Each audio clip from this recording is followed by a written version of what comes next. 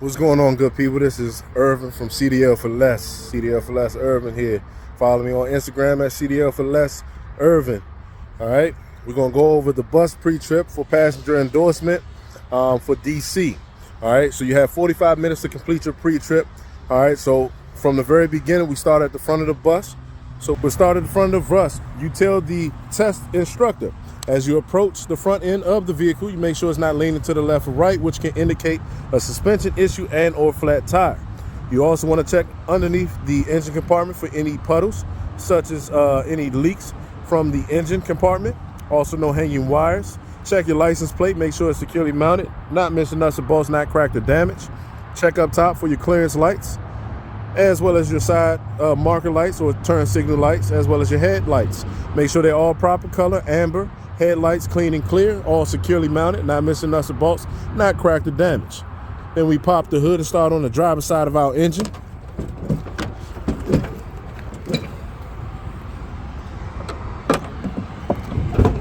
All right, so now that we're on the driver's side of the engine here, we check all of our hoses, electrical wiring, and reservoirs that hold fluid. Make sure they all are securely mounted.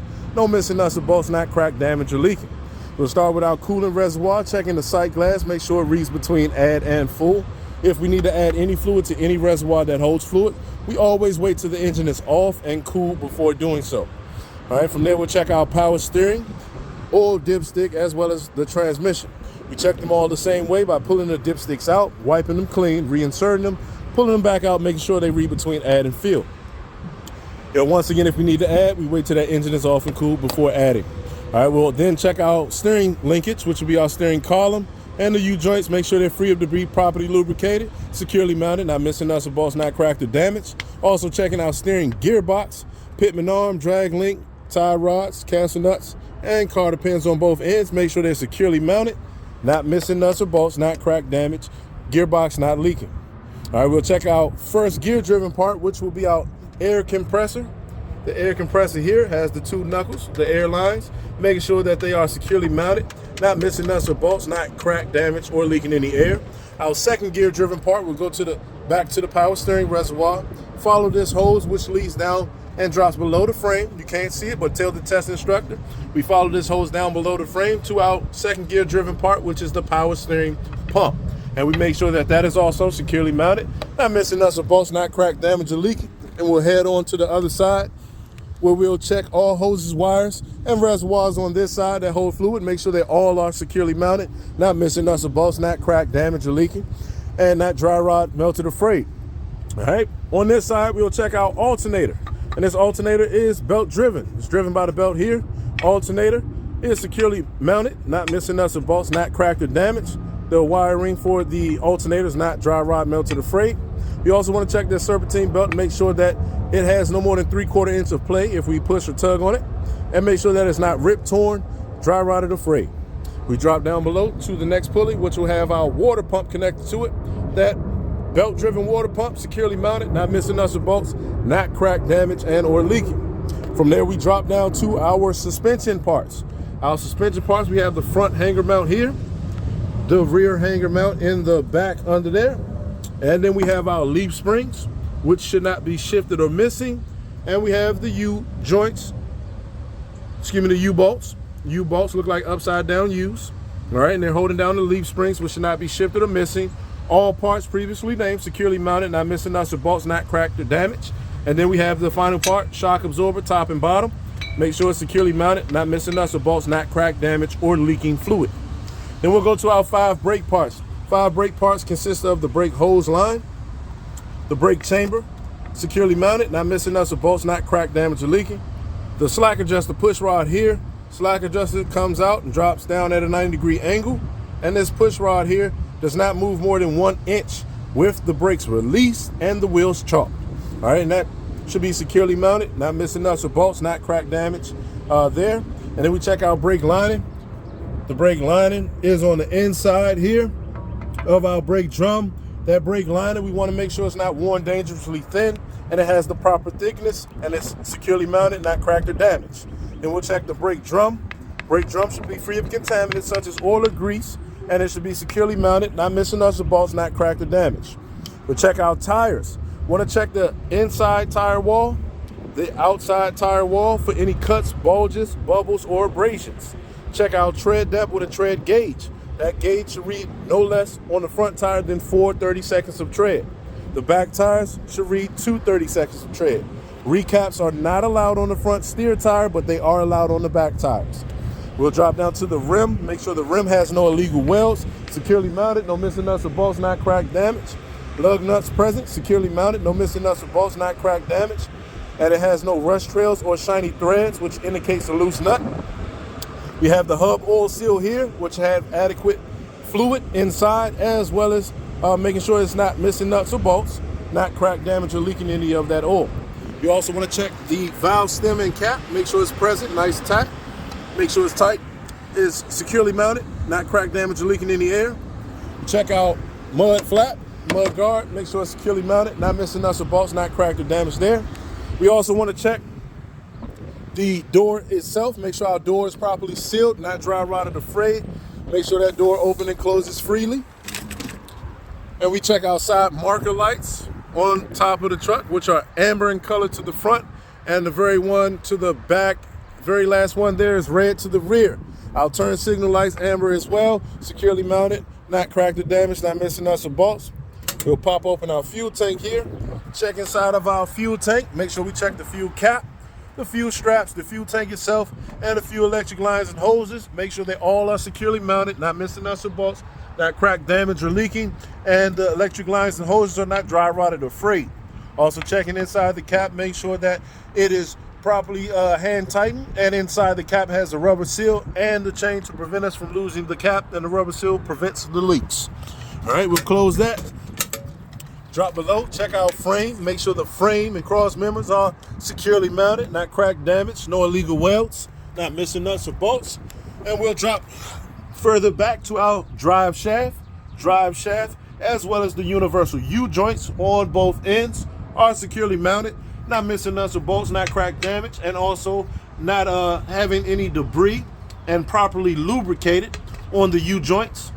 All right, and from there, we'll go back to our second axle. Second axle is where we check all the previous parts that we named up front as the suspension parts, brake parts, tire, rims. We rename those parts and say we check them as we did the front. So we'll start with the suspension parts. Front hanger mount, rear hanger mount, the leaf springs, the U-bolts, and back here, instead of the shock absorber, we have the torque arm. All right, so that torque arm takes the place of the shock absorber. Being that that torque arm is a new part, that torque arm is the only part that I would like to say is securely mounted, no missing nuts or bolts, not cracked or damaged. Front hanger mount, rear hanger mount, leaf spring, and U-bolts, all I have to say is I'll check it the same way I did the front, and they'll give me the points. All right, so then we talk about the 5 brake parts, which once again will be the brake hose, the brake chamber, the slack adjuster push rod, the brake drum, and the brake lining.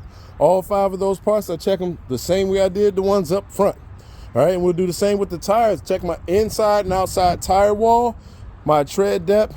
We check them all the same way we did the front. Now, in the air pressure, we check with the air gauge by connecting the gauge to the valve stem, and it should read 80 to 100 pounds of pressure. Or you can use a rubber mallet. If you hit the tire with the rubber mallet, if it sticks, it's lower than 80 pounds. If you hit it and it bounces back, it's at adequate level. All right, and from there, we also want to check in the middle of the dual butted rim to make sure inside the rim in the middle is free of debris. All right, and on the back tires, once again, the tread depth should be no less than 2 30-seconds. Recap tread is allowed on the back tire, not allowed on the front. Then we'll check the rims, lug nuts, valve stem, and cap the same exact way we did the ones up front. The only difference is up front, we have that hub oil seal up front. Back here, this one becomes the axle seal. The axle seal also should be securely mounted, no missing nuts or bolts, not cracked, damaged, or leaking any fluid as well. We'll check this mud flap the same way we did the one up front.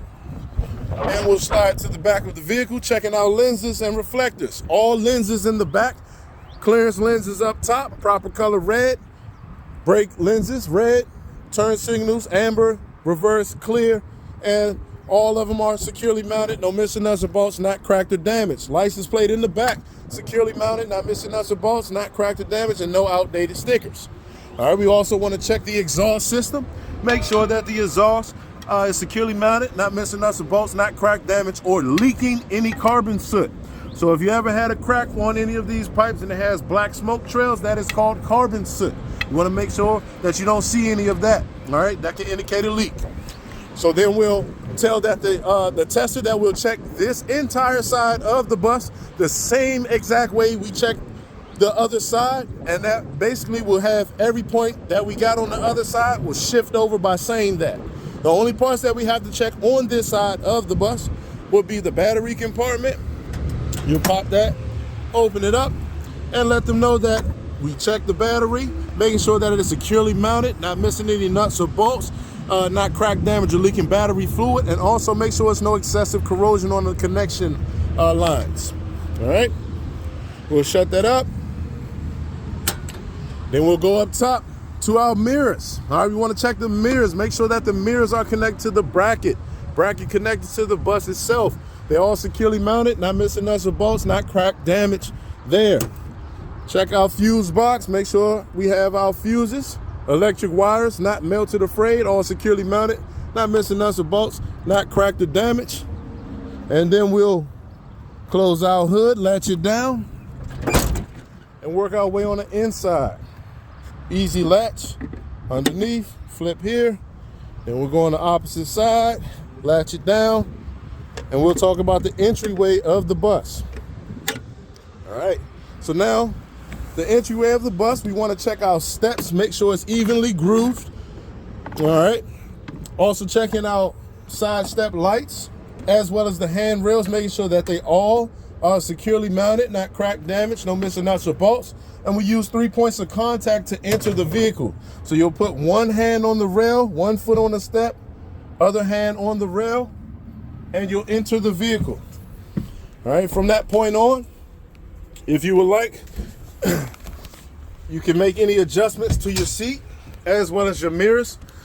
So when you do that, you let them know that your mirrors are connected once again to the bracket, connect to the bus, and they are aligned and set up for your sight. All right, and we sat down, so I would like to talk about my seat. Make sure that my seat is securely mounted, not missing nuts or bolts, not cracked, damaged, or leaking any air. We also want to check the seat belt itself. So for the check our seat belt, make sure it's not cut, torn, or frayed, and make sure that it properly fastens and properly unfastens. All right, it does. Me personally, before I start my engine, I would like to walk through the rest of the vehicle. So I like to make sure that the aisle is clean and clear, make sure it's leveled, evenly grooved, and we check our seats. Want to feel the top and bottom of my seats on both ends, both sides, making sure that they are all securely mounted, not missing nuts or bolts, not cracked, damaged. All right, and we check our emergency exit in the back. We want to make sure that we open and close the door, make sure it's properly sealed, make sure it closes properly. And we want to check all the lights on the inside cab as well. We'll turn them on when we get to the front, but we want to make sure that we can visually see them. They're not cracked, damaged, not missing nuts or bolts. We check our other emergency exit windows. We flip this switch open. We tell the tester that we will push them out to check each and every one of the emergency exits the same exact way. Check our emergency hatch up top. Slightly open and lock it back down. It opens and closes freely. Come back to the front of the bus where we can do a safe start on our vehicle. Safe start is where we turn the key over one time and you'll notice the dash and the dashboard lights up and it starts to move. The hands wave at you. All right. Now, once those lights, the ABS lights, everything went off, we're still in park, so the parking light is on. That's good. From that point on, we can then start the truck. All right, so after we start that truck, we let the tester know we have no more than 2 inches of play in the steering wheel. Horn properly works.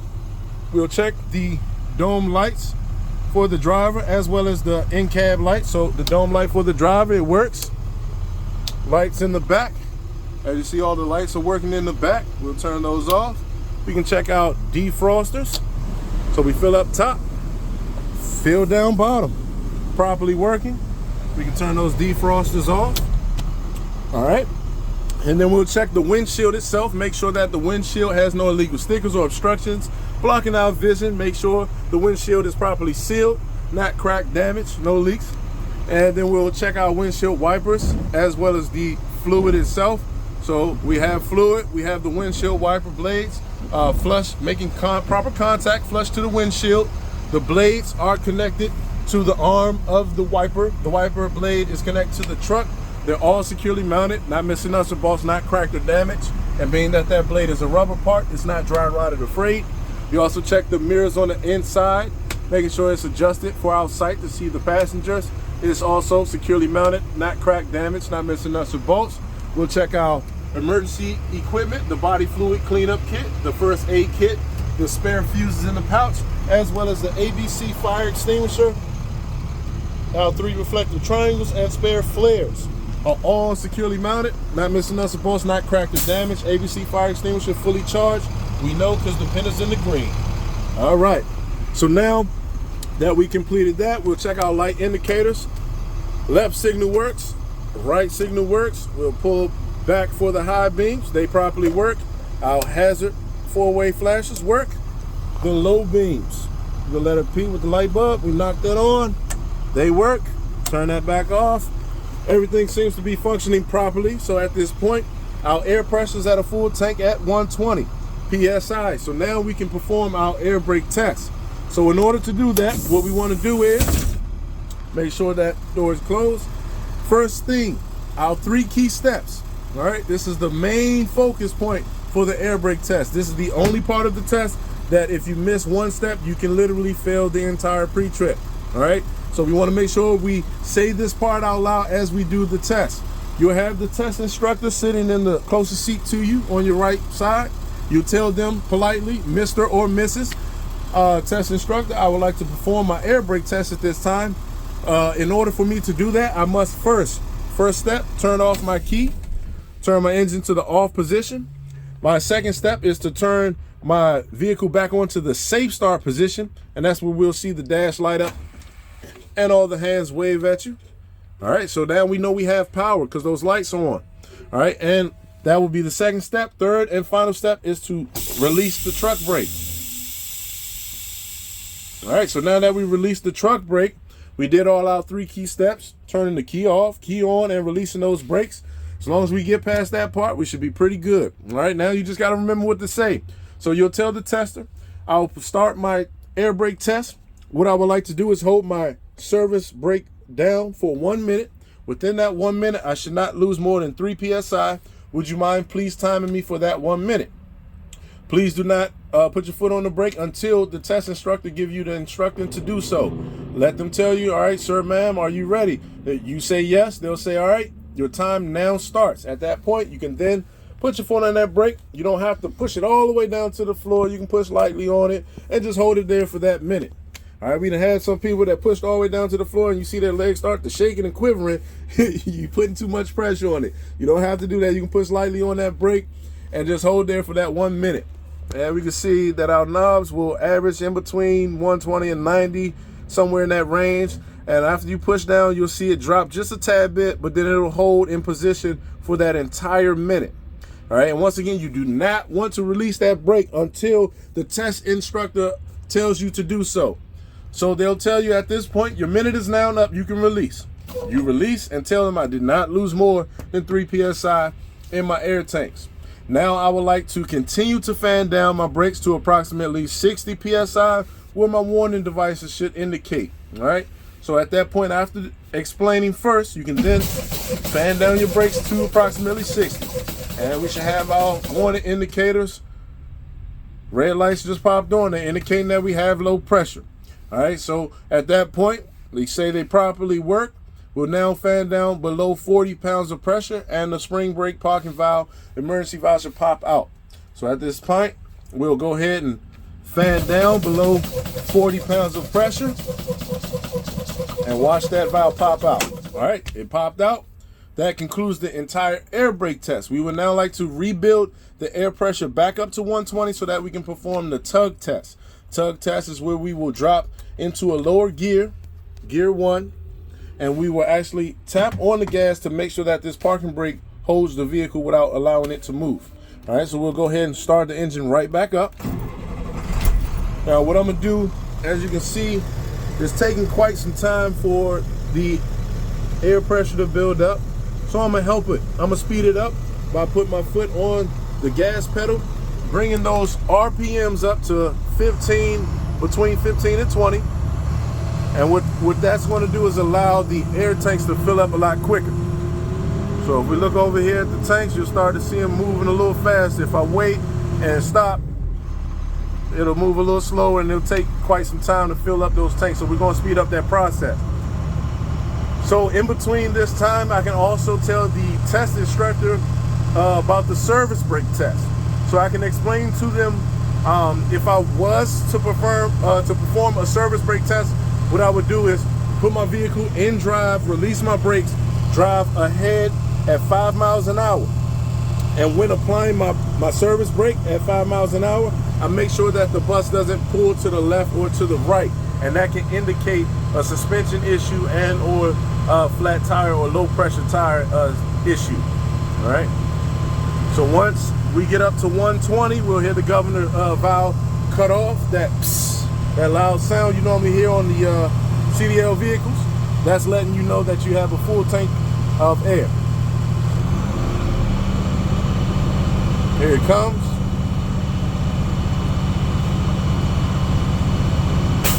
All right, full tank of air. So at this point, now that we have a full tank of air, once again, we want to do that parking brake tug test. So I'll drop it into a low gear. All right, the parking valve is already out, it's engaged. I'll tap on the gas. The vehicle did not move. That means the parking brake is working properly. We put it back into the neutral, and at that point, we can ask the test instructor, if you don't mind helping with the buddy system by stepping outside the vehicle, checking all of my outside light indicators as I turn them on to make sure that they all properly work. And that's when the test instructor will actually get out of the bus. He'll go to the front of the vehicle, and once they go to the front, just make sure all your turn signals, high beams, hazard lights, low beams properly work on the outside. And they'll walk over to the back of the bus, and they'll be in your right side driver side mirror.